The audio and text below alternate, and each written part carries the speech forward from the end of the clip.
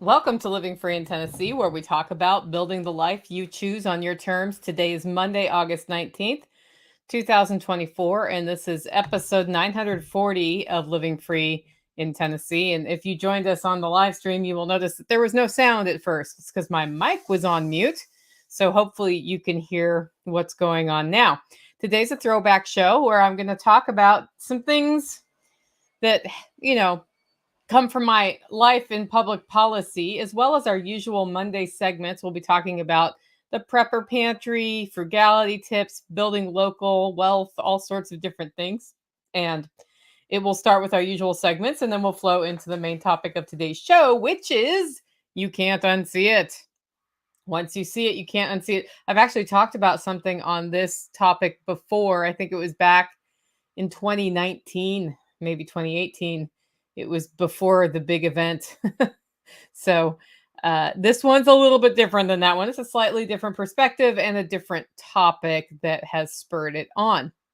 Before we jump into today's show, though, I do want to talk about our featured event, and you don't want to miss this. It's a badass wild herbal and edible webinar on Thursday at 12:30 p.m. Central Time. If you want to grab your spot, go to livingfreeintennessee.com, and on the right-hand side, you'll see a little bubble with the event. Click on that. It takes you to a registration form. This is free for members. It's $45 if you're not a member, or you can sign up, become a member for $50 for the year and get the webinar plus other webinars. That's over at livingfreeintennessee.com. I'm going to be joined by Sherry Stickler, who is an herbalist, and she's got a lot to say. She kind of jokingly calls this better than Walmart foraging for health. That's because it's better than going to Walmart to buy crap, right? That makes sense, right? Anyway, I also want to thank our two sponsors of today's show. And the first one is Agorist Tax Advice. Matthew Sursley from Agorist Tax Advice has been working with folks in our network for several years now. And what he does is he takes his lawyerly mind and he looks at your finances and how you're structured, and then comes up with ideas of how you should be structured, goes over those with you, talks about things that you can use for tax write-offs, how to track them, any risks associated with it, so you keep more of your money in your pocket. You can find out more about him at agoristaxadvice.com. And he started doing webinar series for free, so you may want to check out some of those stuff. He also has a really cool email list where about once a week or so, he sends an email out about one thing that you may not know that you could be tracking from your tax write-off list of things to track. He talks about how to document it properly as well, which is super helpful, I think. Anyway, I like that email. Check it out, agoristaxadvice.com. Our second sponsor of today's show is empshield.com. EMP Shield makes the best surge protector device on the market that I'm aware of. And you can use it for your whole house, for cars, for your camper, for your solar system, all sorts of different uses and varieties that you could use. And if it fails to protect your stuff, they have an insurance policy for up to $25,000 in replacement costs, which means they're putting their money where their mouth is. Check out more about that at empshield.com. Use the coupon code LFTN for $50 off. And if your device works and gets destroyed, I just found this out, you can replace it if you send the destroyed one back to them for $50. So when it helps you, you can send it back and get another one for $50. I also thought that was a pretty cool thing as well. We've had a couple close calls with lightning this year, and we lost a fence charger to it. But I was really glad when my EMP Shield device got installed. And I still need to put that video out. I haven't done it yet. Okay. I got a little bit of listener feedback. I have a couple of listener feedback emails, and I'm just sort of working one in per show. And this one came from, I'm not sure I should share the person's name, but you can email me later and say if you want. But she just said, I just wanted to reach out to you to tell you how much I appreciate your podcast and the experience that we've had with LFTN in 2023. They came to it was one of the people at my workshop.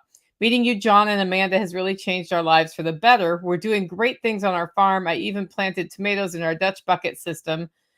I'm so stoked to see how things grow and what we get to harvest this fall. Your My Three Things is something I use daily in order to help me keep things running smoothly on the farm as I work from home. I finished the first year of my program in herbalism and nutrition, and I'm about to start my second year. It's also so amazing Oh, it's all been so amazing, and I was inspired to do better for my family and community through listening to your podcast.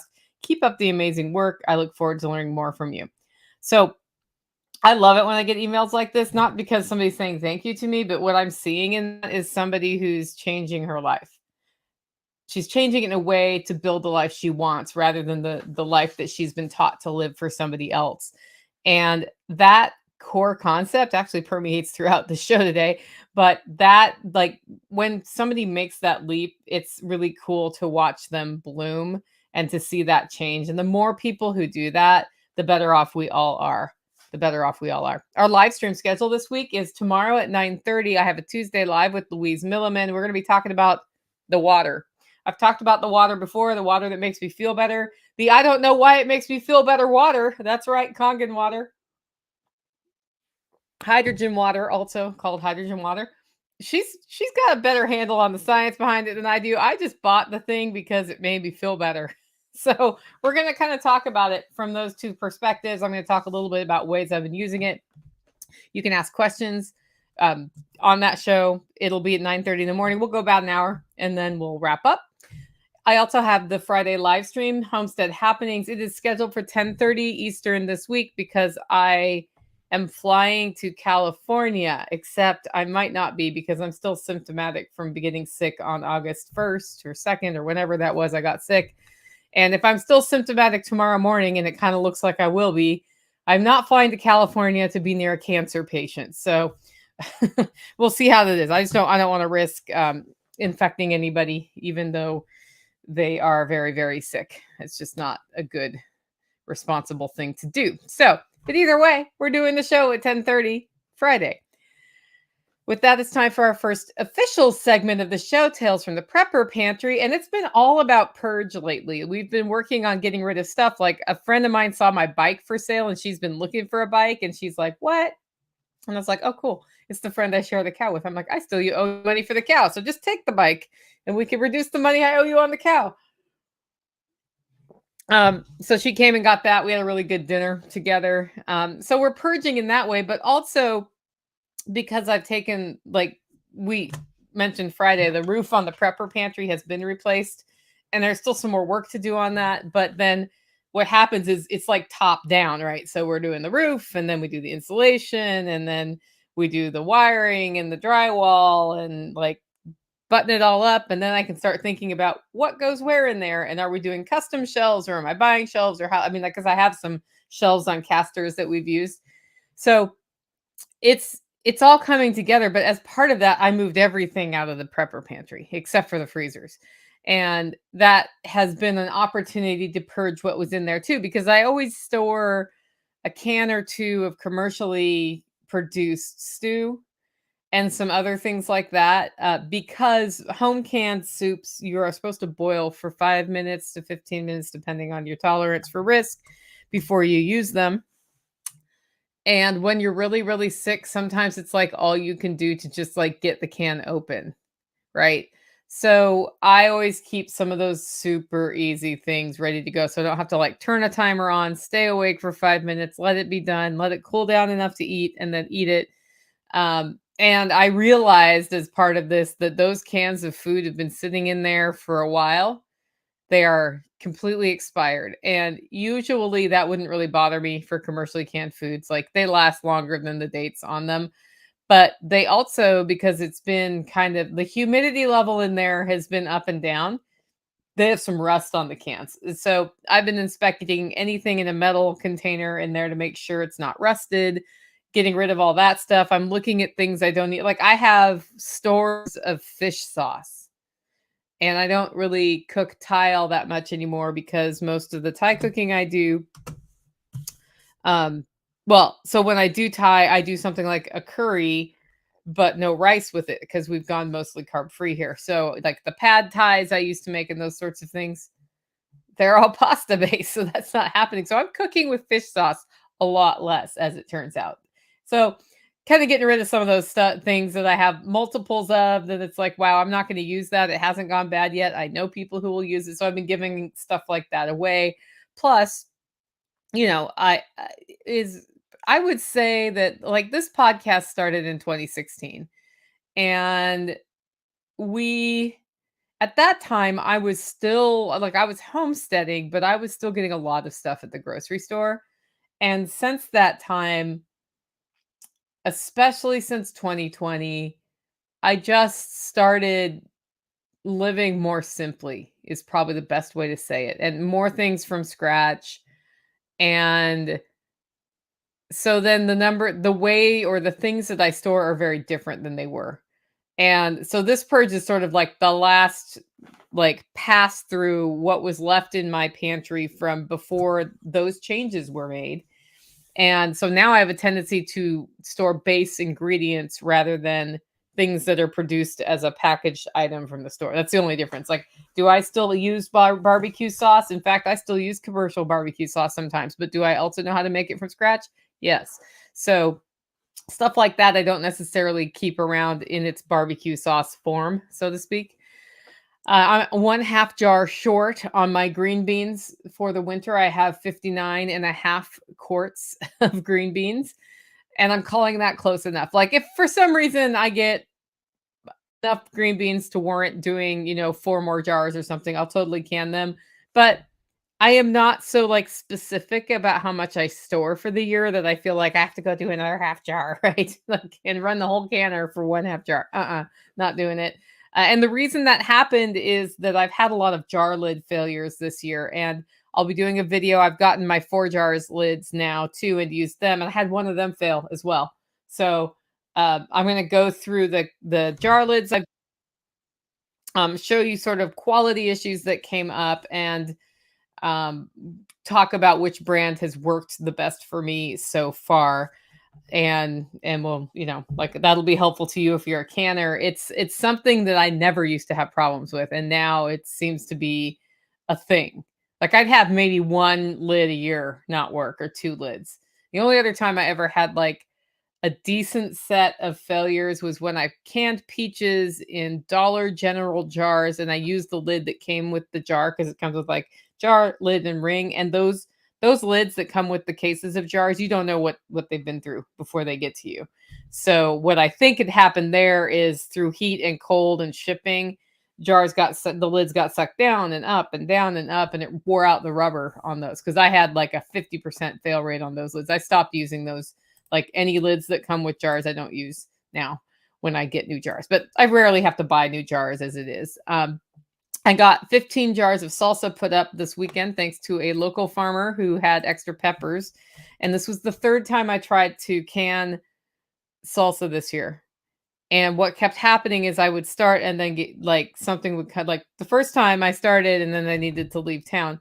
The second time I got everything I needed, came home from the farmer's market, and by 6 p.m. that night was sick. And then I've been sick ever since. And then I was like, well, I'm not even going to commit to doing salsa because salsa is kind of a commitment for me. Like, canning green beans, super easy. I can just sort of do it. I can like sit there and snap beans and whatever.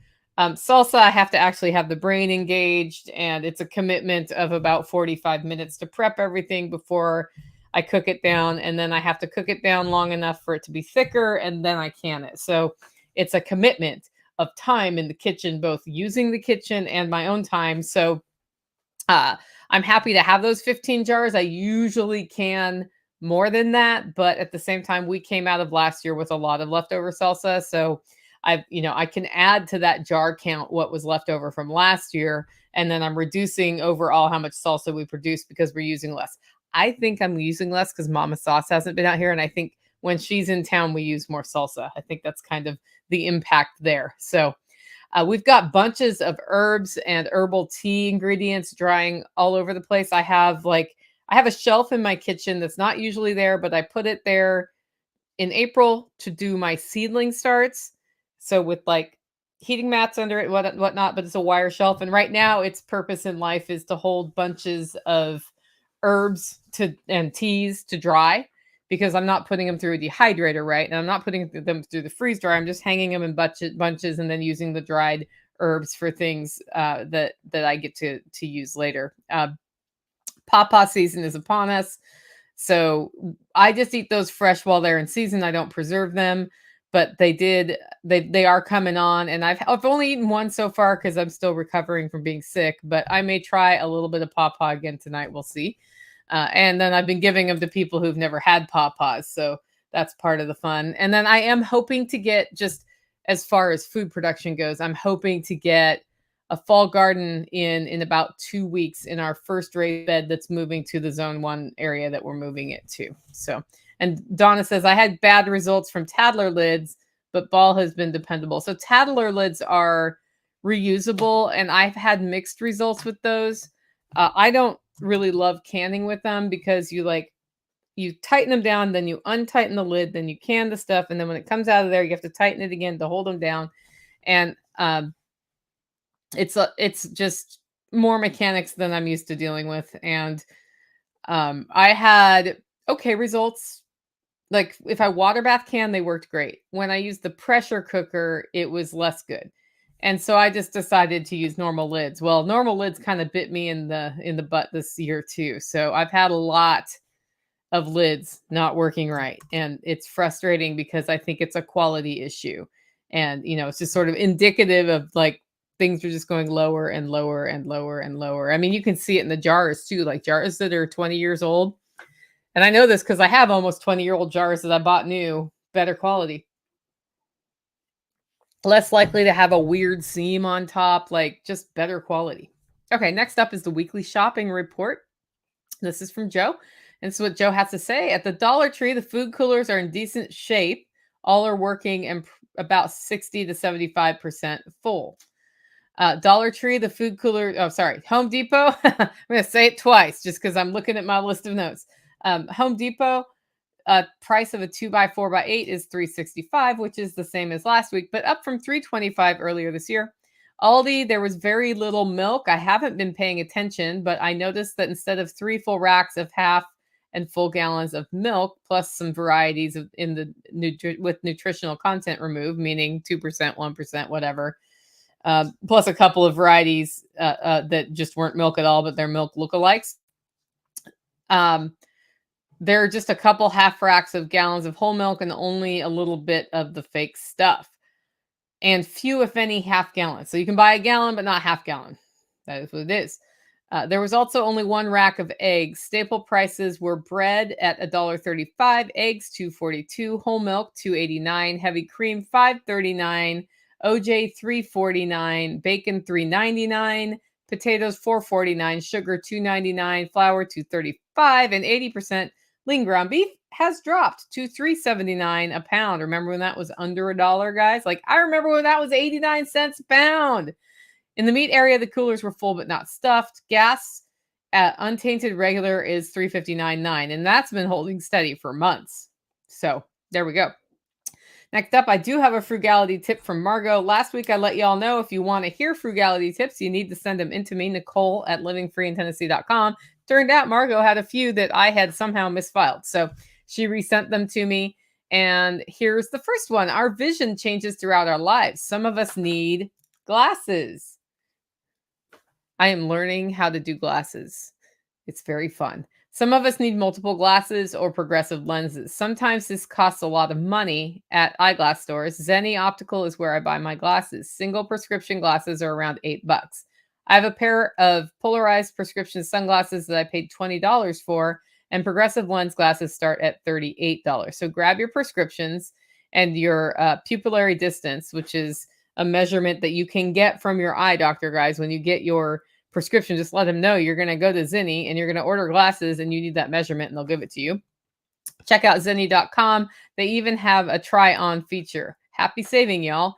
And, we've had a lot of talk about glasses because the thing is, it's very easy to break or lose these things. So you want to have like 2 pair, but then if your glasses cost you $237 a pair, you're like, wow, that's a lot of money to have this parked around the house that a year from now, my eyes might change. So, having an option like Zenni can be really helpful. And I know they don't work great for every single prescription in the world, but like I'm on reading glasses and I'm getting to the point now, like I'm looking at the screen, and any of you guys can call me a poopy head in the comments right now because I can't see the comments when my glasses aren't on.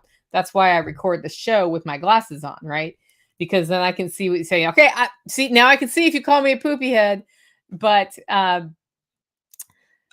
what's happened lately is that I wear my glasses while I'm preparing food in the kitchen, and I like walk outside and wear my glasses, and I don't see as well far away with these on, but I'm starting to be able to see far away with these on. And my eye doctor told me eventually what's going to happen with your readers is you're just not going to take them off.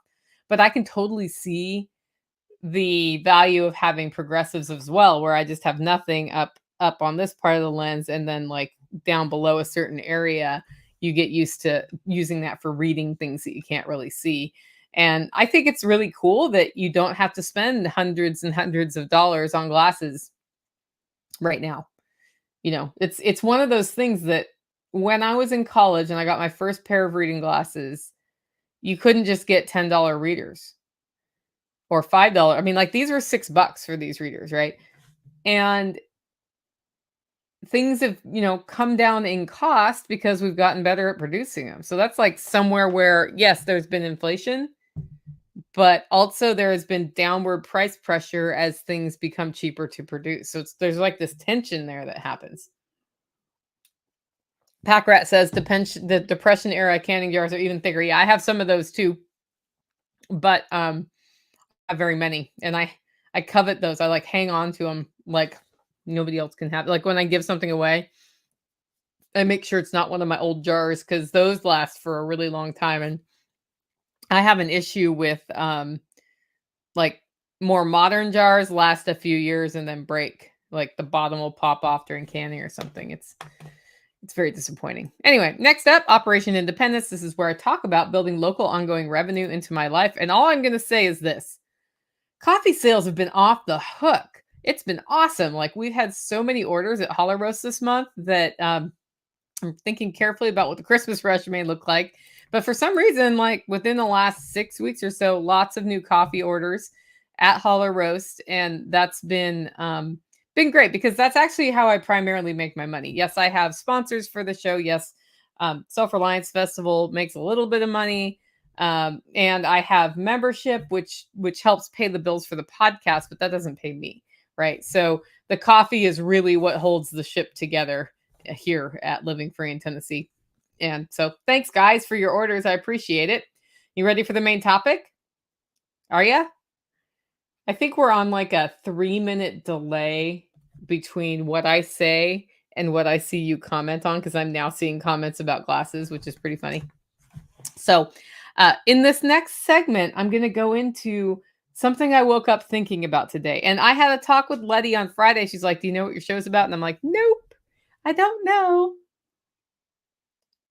I have a couple ideas. I've been asked to do some topics, but I sort of got off on a tangent on politics this weekend. And I actually stayed off of social media on purpose. Like I looked at Facebook a couple times on accident yesterday, but like I'm now taking Sundays, like I'll get up and probably chat on our social groups a little bit. And then I've just been saying completely social media free on Sundays so that I don't get sucked into that whole world. There's an animal at my feet. Oh, it's a cat. Sometimes that's a dog, but there's an animal sitting on my foot. It's keeping my foot warm. And that actually gives me a little bit more time for some deep thinking because I don't fall into the habit of when I'm bored looking at my phone, right? So it's kind of like a reset, right?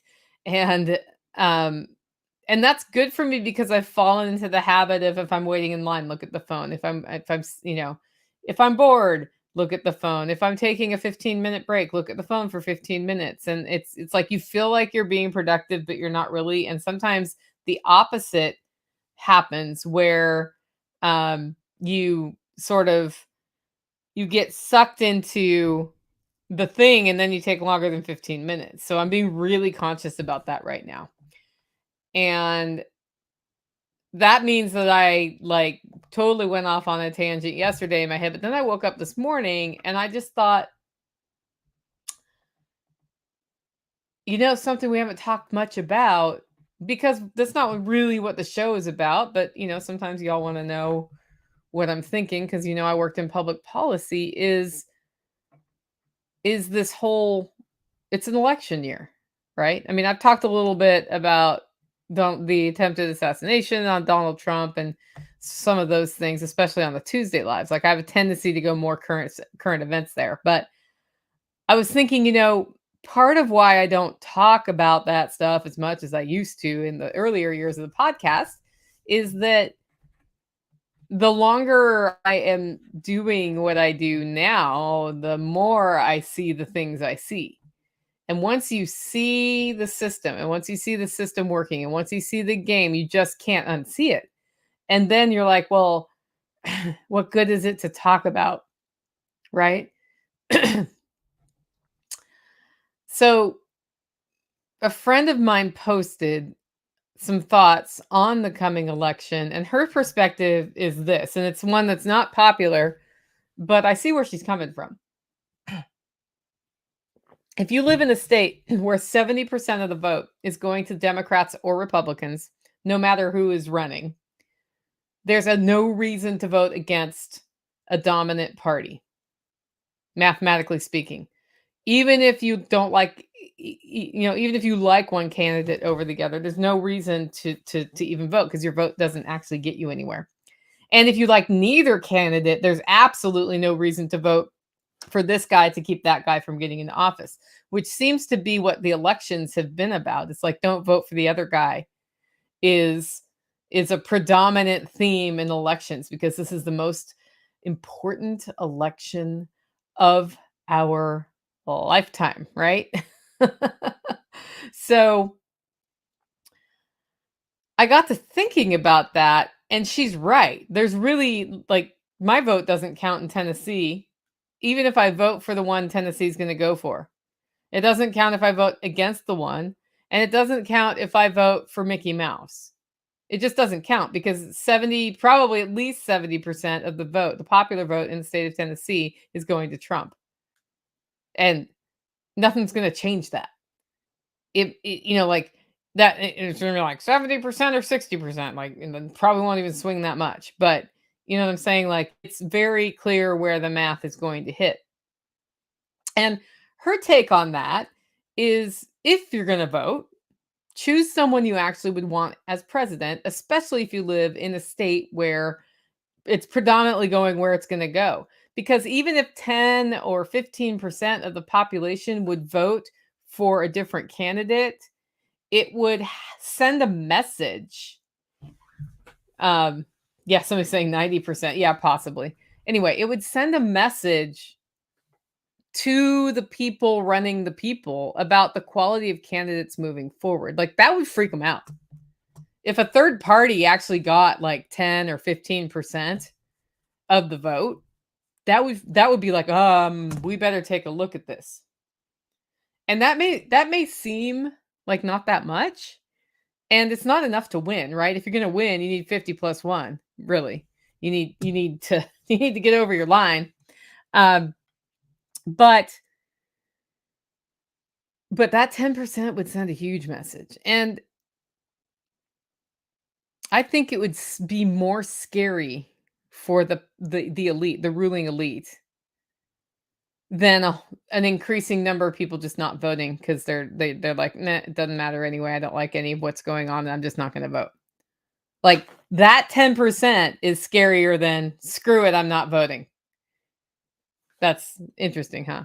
So as I see things, our political elite have looked more and more like people from the Hunger Games to me, kind of mixed with toddlers throwing temper tantrums. That's how politicians come off to me.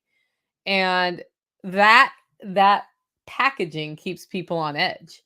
And people who are kept on edge will continue to choose between A or B, between 1 and 0, between yes or no, between him and her, whatever it is. And that keeps them operating in the rules of the game. And so I can only think that they're purposely looking like the Hunger Games, because that keeps people playing the game.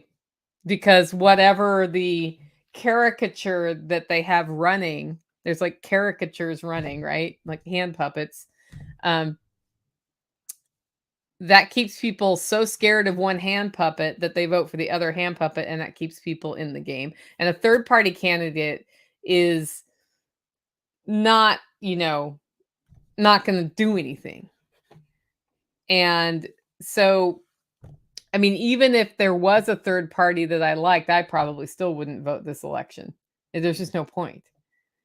But if I'm going to vote, then I'm going to vote for somebody who I think should be leading the country. Right. And therein lies the rub. Leading, the word lead in that whole thought. Even talking as if the president of the United States is acting as a leader discounts what our own eyes are seeing right now. Have you ever thought about that? The system has done really well for itself over the past couple centuries, right? Like there's a process for just about anything here. And that system is accelerating. Every year we go further down the line. And so to describe what the president does as leading is a total misnomer. In those processes lie the true power and control. And it lies a whole lot less than in the hands of the people overseeing those processes. The processes are set to do what the processes do. And once you see that, you can't unsee it. You can't unsee the people in office making theater about doing the right thing, and it's safe to do so because the thing I know that's the right thing that's totally against the grain isn't going to be successful because nobody's on my side. Like, it's very easy to get your constituents excited because you stood up for them and you fought for this thing, but you lost. But you were able to stand up and say the thing, right? Brave, brave, brave. Well, not really, because you knew you were going to lose. So you could say whatever you wanted. And if what you needed to do to get votes was to say that thing, then you made sure you set it up so you could do that without losing your ability to be reelected. So you cannot unsee people who actually want to change things getting stopped at every turn. You can't unsee that. And they are. Because the system already thought of a way to stop that before they ever thought of what they wanted to do to change it, right? You can't unsee a country that's being led by someone who is clearly without faculties to lead or to do anything like businessy at all. And seeing that everything is just going as it's gone before with somebody in the leadership position who's not leading at all, who's not capable. It's very clear he's not capable. And that's the picture that's so stark to people right now. Is a man in the office of the president of the United States, right, is not leading. And yet everything just kind of keeps on keeping on exactly as we'd expect it to, because the system's set up to do that. We're still picking wars with people. We're still increasing the size and scope of government, of the federal government, expanding debt, pretending that any of the tiny tweaks that happen are wins for one side, whoever's in power, or when the side not in power wins their tiny little thing, and celebrating that and keeping everybody well and good distracted. So the funny part is that there are many different reactions to seeing it. So the first one you'll have, like, people just go into denial. They're like, no, that can't be right. There's no way that's really happening. And that's probably what kept, like, it was clear that the current president of the United States had some cognitive issues early on. Like, it's been clear for a while. And I was a little shocked when I saw the difference between speeches now and the speeches 4 or 5 years ago. I was like, oh yeah, you can really see it when you do that. But that's all available there. And anytime somebody has been president, you'll see a big decline over the 4 to 8 years that they stay in office. But that decline is over the top, right? So denial comes up. They're like, no, it can't really be true. And that has helped keep any major changes from happening. People get mad. They like see it and they get afraid and they get mad and they act and they start railing against, they say things like, we've never had such bad candidates before. And they go off about how awful the candidates are. And there's just never been a good candidate. And I'm looking at like, I've been listening to people tell me that for 20 years. 20 years ago, I started hearing that. And probably if I'd been listening 10 years before that, it would have been for 30 years. Like, I can't think of an election that happened where I was like, yeah, this this is the one I want. They're awesome. It's so clear. Like, meeting of the minds, some balanced debate. We're gonna go forward. And no, that's not what's happened in my lifetime anyway. It's always been Tweedledee and Tweedledum in some sense of the word, right? It's always been evil versus stupid, or clown versus, whatever. It's always like caricatures of things. And there are people bemoaning the fact that they have this horrible choice between two people they don't want. Cycle after cycle after cycle after cycle, right? And so then that, like, you start seeing that, and you see that every time, and you're like, well, why am I even bothering? Because it's not possible for a good candidate to get into that level. The way the system's set up is just not possible. They're going to be somebody who has had to sell their soul to get to that point, right? That's why it's always so, people get so excited when somebody who's more of like a third party candidate or coming from left field. That's why people get so excited about it, because they're like, here's the status quo. The status quo is terrible. Here comes this person out of left field who we've never really heard of before, Ross Perot, and he's self-funding his presidential campaign. That freaks some people out. There's no way he was going to win, but it freaks some people out when that dude won. That's why people get so excited about Donald Trump, because they see him as that element, even though he's clearly part of the status quo. He's just a different arm of the same status quo, right? They go into negotiation. Well, maybe if we get this one in, it'll make things better. You saw that a lot after the last election, where people kept thinking, they went into like this denial negotiation thing where they kept thinking somehow magically Donald Trump was going to end up in office again. And that was not going to happen. It just made him look crazy, right? And there's mourning, like people like, oh, the country used to be so good. I'm so sad about the thing. But when you reach acceptance, that's when you start really seeing what's going on. And you can have like, okay, I've had my feelings about this. I've been mad about it. It's freaked me out. I've been scared about it. And you can look back and go, oh, I see what's going on here. And that's actually the point of power. That's the place you want to get to as fast as possible, is accepting that what's going on is what's going on. Accepting that, the president isn't the all-powerful being that we frame the president as. Accepting that the Congress clowns are Congress clowns, right? Does it feel scary to realize that the people in power that we think in power really aren't in power? Sure. At first it does, because you don't really know what you're dealing with then, right? You want to know what you're dealing with. But then as you start looking deeper, you start seeing the game. You realize it actually doesn't matter who's in power. It matters that the game exists, right? Like, I don't care who wrote the game. I don't care who runs the game. I care that there's a game. And the game has always been played. It's not like a US specific game. Like, this game has always been played. It's something we cycle through. And we still fall for it. And even those of us who see what's going on still fall for it sometimes, right? It's a really well-developed game. It's almost inevitable that the game's going to happen because we're human beings. And you or me or anyone else in our network who has figured out the power of simply not playing the game, we're pretty small peanuts. Like, they don't really care that we're not playing the game. Rather than, staying in the game to fight for different rules. Because that's what people do. They see the game, and one of the things they do is they're like, we need to change the game. And they start fighting to change the game, but the game's designed not to change. It's designed to look like it changes, and then it never really changes. But there's like fluffiness around the game changing. And that's because people fought for different rules. And so they have different rules, but, and all those buts bring you back to the original rules.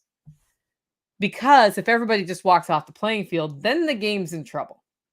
So you and me walking off the playing field, just walking off right there, that's fine because there's like in the grand scheme of the world, there's less than 1% of us doing that. But if half the people walk off the game, that right there is scary and no good for the people who depend on the game to be the game, right?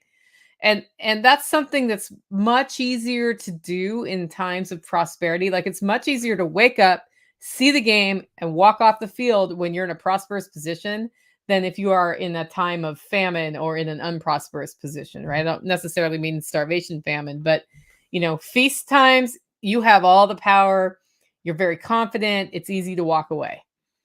If you're like, I'm barely making it or I'm not making it, and I kind of depend on the game to do the thing that keeps me from dying, then it's a lot harder to walk off the field because you're risking your life at that point. So the trick of the game, if you then like see it that way, is to keep people just prosperous enough that they'll stay in the game and not like just revolt, right? Because there's a certain point where you've lost all hope and that's just you're just gonna fight for whatever, right? Um, but not so prosperous that they walk off the field. Because if everybody's so prosperous that they walk off the field, they're going to be in trouble. So if they want us to see the game for what it is right now, and it kind of seems like they do, like, what does that mean? Like, it kind of feels like they aren't really worried about us seeing the game. They're okay with us seeing, like, things are so obvious at this point that it's hard not to see the game. It's very, very hard not to see the game. And if they want us to see the game for what it is, when we're in the midst of a crash, what does that mean? What does that mean that they want from people who have woken up? Because a lot more people are seeing the game. What do you think it could possibly mean? Like, how does that keep the reins in the hands of the same people that hold the reins now for us to see the game and see that the best thing to do is walk off the game? Tori says, what kind of BS do they have cooking? Wendy Homestead says, anger.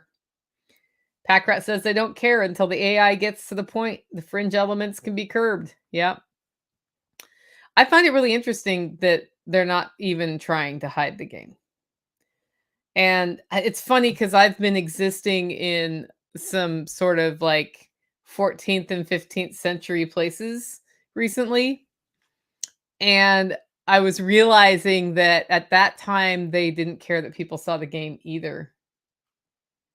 Yeah, Tori says so they can be our saviors.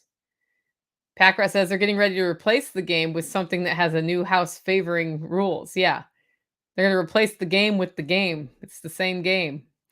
That's the best thing for them that could happen is they replace the game with the game. But let's go back to once you see it, you can't unsee it. Right? Once you see it, you can't unsee it. And if they want you to see the game, if they want more people to see the game, that means that in the midst of the crash, they know that if it crashes too far, then they lose the game too. And one of the things that happens when people see the game is they walk off the playing field and they set their prosperity. And they become powerful enough to take care of themselves so that when the crash happens, there's still somebody left. Something with better odds for the house. Yeah. Not everybody can go away. Then there's no fun in the game. You got to have people in the game to have the game. Right? So the funny thing about it though is even though once you see it, you can't unsee it, sometimes I still fight. I don't know if you do. Do you still fight? I'm not even sure why I fight. I fight in particular on local issues and food sovereignty. Like I literally went and signed a stupid petition about a bond initiative in my county because I was like, nope, this one's worth fighting for. My vote might actually matter on this at some point, and at least getting it to vote in a local election in a small county could make a change on this one issue. Like, I might have a direct impact on that. I'll fight pretty hard for the removal of property tax or income tax. Like, there's certain issues, like if somebody proposed in the state of Tennessee, you know what, we're going to amend our state constitution and make all property taxes or levies based on value of what you own illegal. Can't do it here. No property tax allowed. I'd be all in 175,000% on trying to make that happen, because I actually find property tax more offensive than income tax, but it is that order. You know, if you're going to be, I'm offended by all taxes, but I'm more offended by property tax because once you've already, like, you own the thing and the thing is an acre of land and you're doing something with your land, you still have to pay for your land anyway because they tax you on it. And then they decide what it's worth. And as it becomes worth more and more and more, you pay more and more and more. And that's super offensive to me. Income tax, also offensive because I work really hard to earn the money and then they take it. So they basically make me a 30 or 40% slave as opposed to 100% slave. That's what they're doing there by taking a percentage of my income like that. And then all the other little taxes that happen, you know, still offensive, just less offensive than those two. Those are my top two. So I would totally fight for any of that if I could have an impact on it. Even if I didn't think I'd have a win, I'd still fight just to raise awareness to hopefully get more people set for a win in the future. And that's probably like old Nicole still is here thinking you can do something on the public policy side that's going to have long lasting change in our current system, which is a game.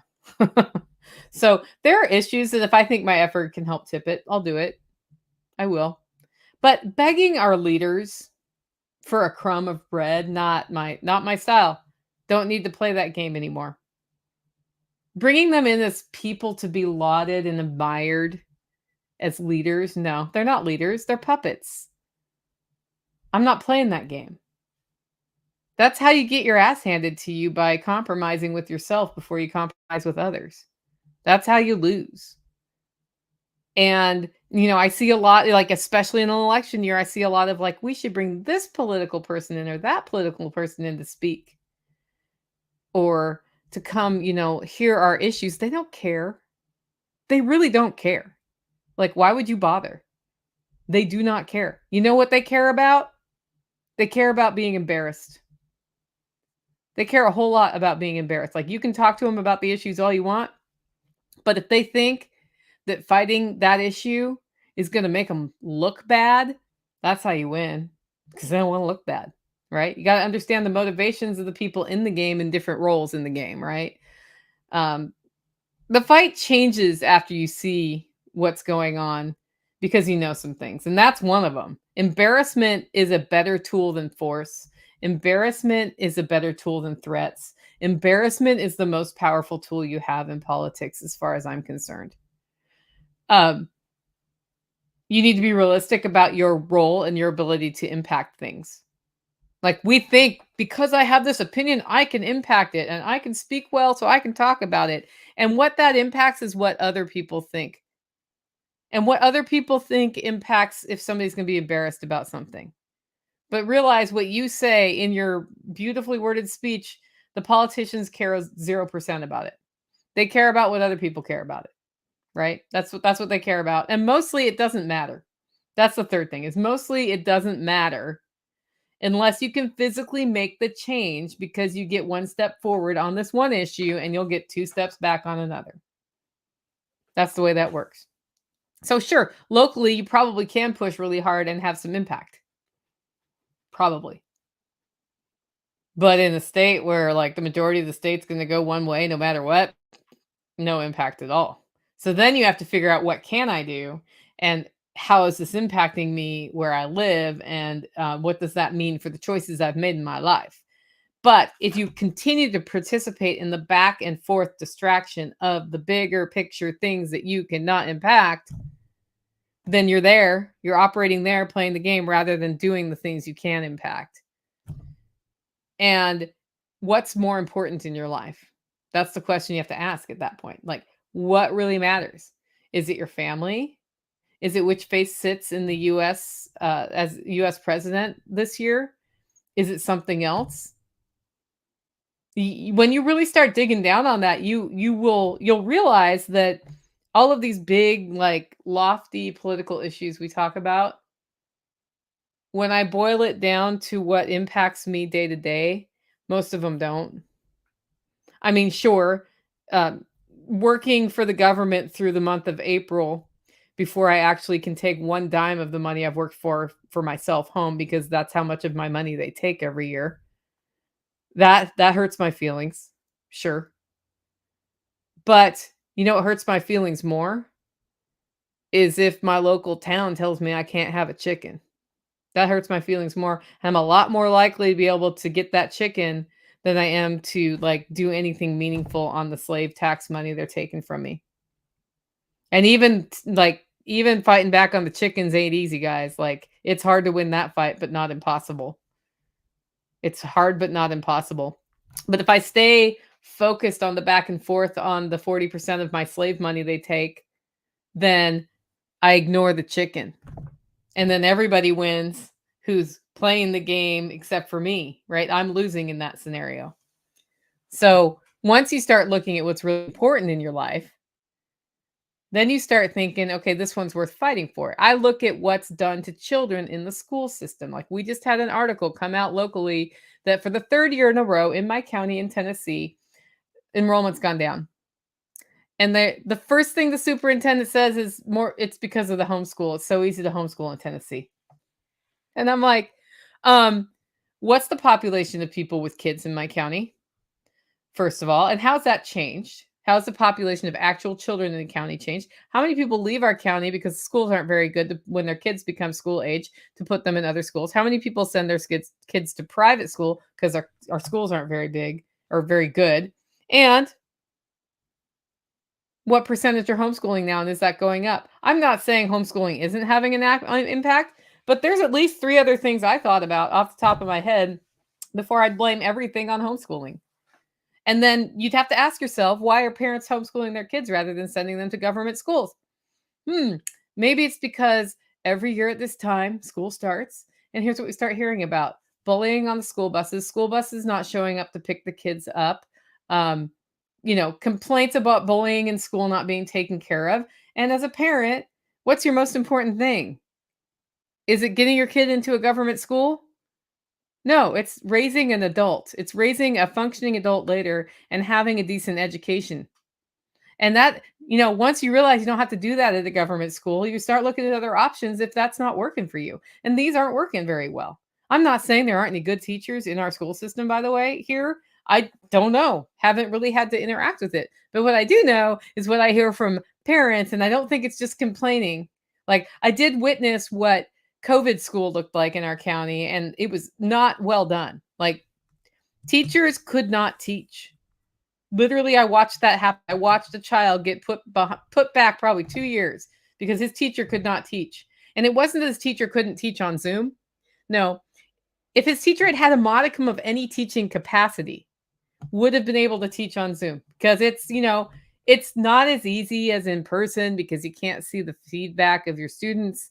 But if you're able to explain concepts and organize your day, you totally can do it. You can tell the good teachers. And I know this because I saw good teachers on Zoom teaching really well. I was like, wow, that's like, I'm impressed with what that teacher has figured out and what they're doing. Like, they've really put the time in to figure out what tools they have. But even if they didn't figure out all the tools, just the way they are and the way they've thought through how to break the lesson down is awesome. Right.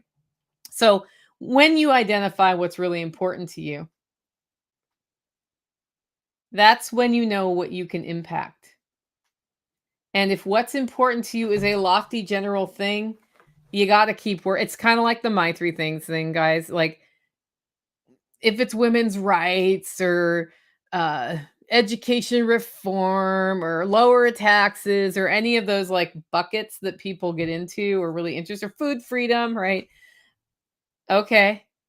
You gotta go deeper than that, though, because what do you mean by that? And how does that, like, impact your life? And what in your life can impact that? And what is in your circle of influence and your circle of control on those topics?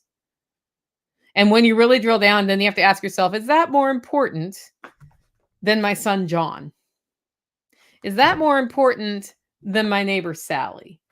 Is that more important than my health? And start looking at what's really important. And once you do that, when you see the two like Hunger Games candidates going right, you you're like, okay, that was a waste of the last, like watching Joe Biden's speech from the White House where he's like announcing that Kamala is going to be the candidate. That was a complete waste of 22 minutes of my time. It was. It was like at that point it was entertainment, but it was a waste of 22 minutes of my time. And what I know is that 22 minutes is 50% of the time it takes me to prepare salsa. And I'll be eating that salsa much longer than I'm going to be thinking about that speech that was kind of a shitty speech, right? So figure that out because election years are hard on all of us because people get so spun up about it, right? They're hard on me also because of my political background. My political nerd is like, I'm kind of interested in what's about to happen here. Oh, I see what they did there from the marketing standpoint. Oh, I see how they're spinning that. And the part of me that has seen what I see about the system can't unsee it. But the part that knows my attention is better spent feels a little guilty when I'm like, you know what? I'm just going to let myself be entertained by this, right? Because I know this. I used to be like up to the minute, like I'm going to watch all the debates and spend all my time and talk about the things and talk about the issues and research the issues. That was a lot of time I spent in my past doing that. But the time I've invested in things like this podcast, the Self Reliance Festival, the Living Free in Tennessee Spring Workshop, and any of the other training things, writing the My Three Things book, things that serve people, things that help people make a better future for themselves and their families and their communities, like that time has been a much better payoff, both for me, for them, and for the world. And in that is the real power, right? That's where it is, not the clowns talking back and forth. So once you see it, you can't unsee it. And that can be scary sometimes. But if you decide to go beyond that, establish priorities, and start working on what you can work on, the seeing it is your power. The walking off the playing field is your power. So go get it, guys. If you like the show and want to support the work I do, you can do it in two ways. One, get your coffee at hollerroast.com. Two, consider becoming a member. Head over to livingfreeintennessee.com to find out more about that. Our member webinar this week, Thursday, 12:30 Central, with Sherry Stickler, is all about the wild foods and herbs around you. And I think it's going to be it's like perfect timing for this because there's all the harvesting to be happening right now. And, like learning how to identify them and learning some uses for them is perfect, especially when you run into issues that can't be helped by the current medical system, which is a whole other can of beans. Anyway, check that out, livingfreeintennessee.com. With that, guys, go out, make it a great week.